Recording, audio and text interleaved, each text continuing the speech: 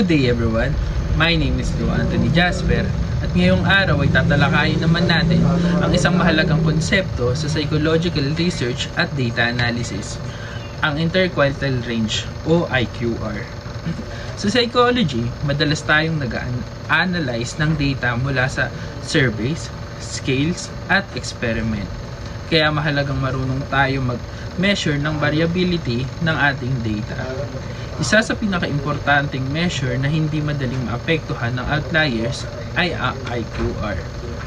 Ngayon, ipapakita ko sa inyo ang step by step kung paano makuha ang IQR gamit ang dalawang tools na madalas ginagamit sa research, ang Excel at Jamovi. First step, pindutin yung tatlong guhit sa taas, then click this device. Wait natin, tapos pindutin yung file ng data, then i-input yung data or yung variables mo.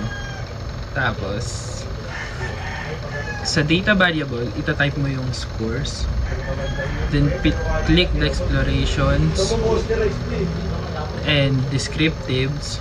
Tapos yung scores yung scores is ilagay sa variables, then lalabas na po doon yung sagot. Then para makuha yung IQR, pindutin yung statistics, then hanapin yung IQR, then i-check, and lalabas na po doon yung sagot.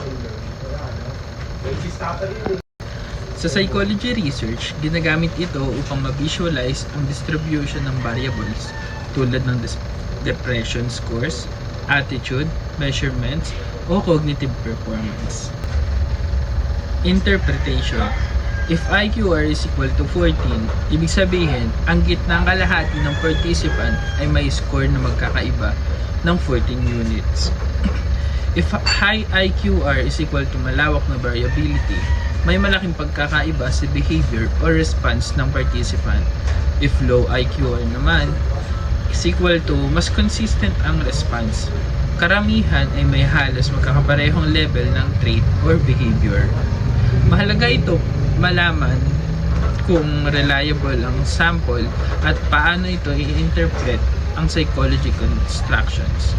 At iyan ang kabuuang proseso kung paano kunin ang interquartile range or IQR sa Excel to Jamovi. Ang IQR ay hindi lamang basta numero. Isa itong mahalagang tool para sa ating bilang isang psychology students o researchers. Ito ay nagbibigay sa atin ng mas malalim na pag-unawa sa pagkakaiba-iba ng tao sa kanilang behavior, emotion at cognitive process. Maraming salamat sa inyong panonood.